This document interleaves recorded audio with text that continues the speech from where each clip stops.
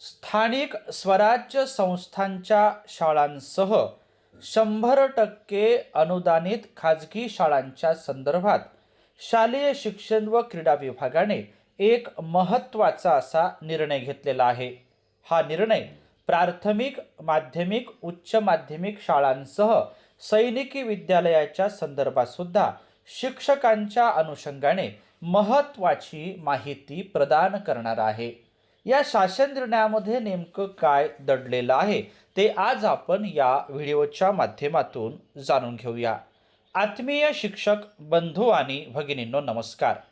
मी माझ्या शैक्षणिक यूट्यूब चॅनलमध्ये आपल्या सर्वांचं सहर्ष स्वागत करतो.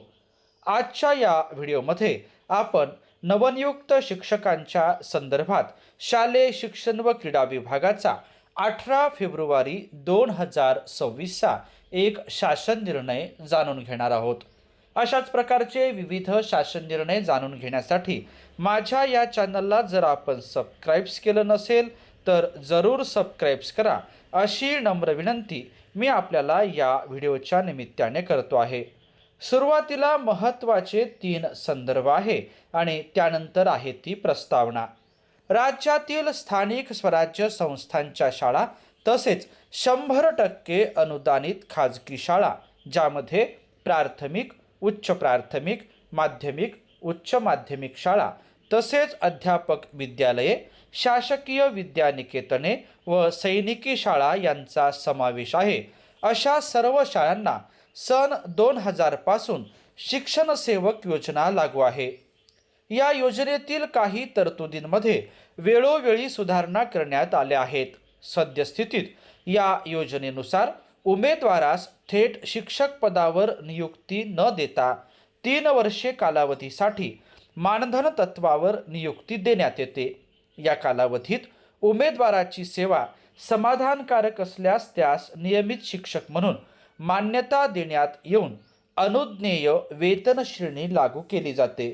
सद्यस्थितीत विहित पद्धतीने शिक्षणसेवक पदावर नियुक्त झालेल्या व्यक्तीची त्या पदावरील 3 वर्षे कालावधीची सेवा पूर्ण होण्यापूर्वी जर अन्य समान अथवा असमान शिक्षण सेवक पदावर नव्याने विहित पद्धतीने नियुक्ती झाल्यास अशा व्यक्तीस पुन्हा 3 वर्षाचा शिक्षण सेवक कालावधी पूर्ण करावा लागतो. पूर्वीच्या शिक्षण सेवक पदावरील त्याची सेवा नवीन शिक्षण सेवक पदाच्या 3 वर्ष कालावधीच्या परिगणनेसाठी विचारात घेतली जात नाही.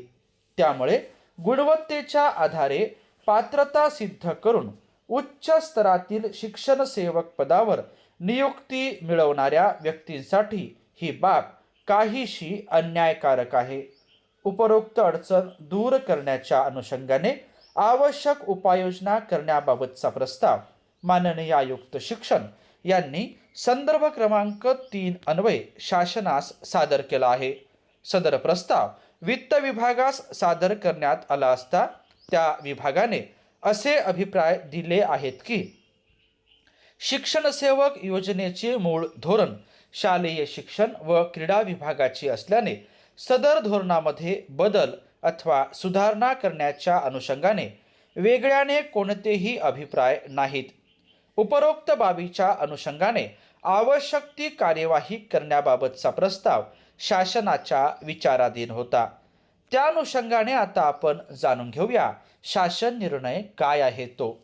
राज्यातील स्थानिक स्वराज्य संस्थांच्या शाळा तसेच 100% अनुदानित खाजगी शाळा, ज्यामध्ये प्राथमिक, उच्च प्राथमिक, माध्यमिक, उच्च माध्यमिक शाळा तसेच अध्यापक विद्यालये, शासकीय विद्यानिकेतने व सैनिकी शाळा यांचा समावेश आहे, त्यातील कोणत्याही स्तरातील व कोणत्याही माध्यमातील कोणत्याही शाळेत विहित मार्गाने शिक्षण सेवक पदावर नियुक्ती झालेल्या व्यक्तीची शिक्षण सेवक कालावधी पूर्ण होण्याआधी कोणत्याही स्तरातील व कोणत्याही माध्यमातील पूर्वोक्त कोणत्याही शाळेत शिक्षण सेवक पदावर विहित मार्गाने नव्याने नियुक्ती झाल्यास त्या व्यक्तीस नवीन नियुक्तीच्या अनुषंगाने 3 वर्षाचा पूर्ण शिक्षण सेवक कालावधी लागू राहणार नाही.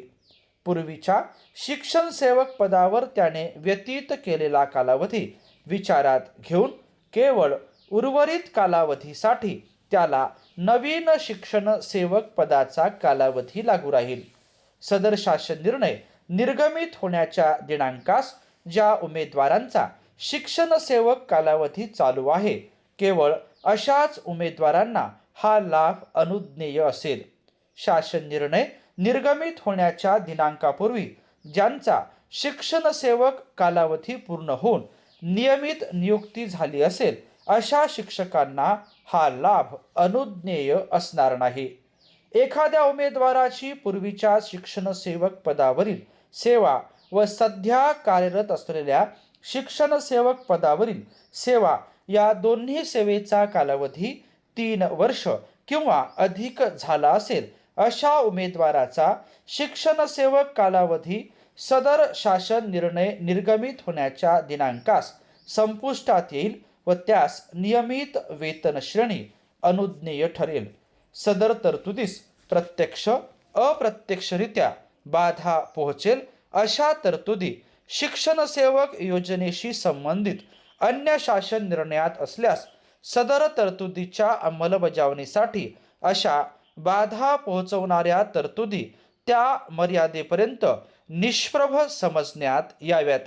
शिक्षण सेवक योजनेसंदर्भातील अन्य तरतुदी यथास्थिती यापुढेही लागू राहतील.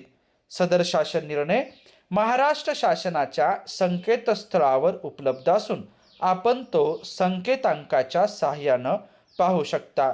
राज्यातल्या शिक्षण सेवकांच्या संदर्भात राज्य शासनाच्या शालेय शिक्षण व क्रीडा विभागाचा हा एक महत्त्वाचा असा निर्णय आहे. सदर शासन निर्णय आपण या ठिकाणी जाणून घेतल्याबद्दल आपल्या सर्वांचेच मनापासून धन्यवाद.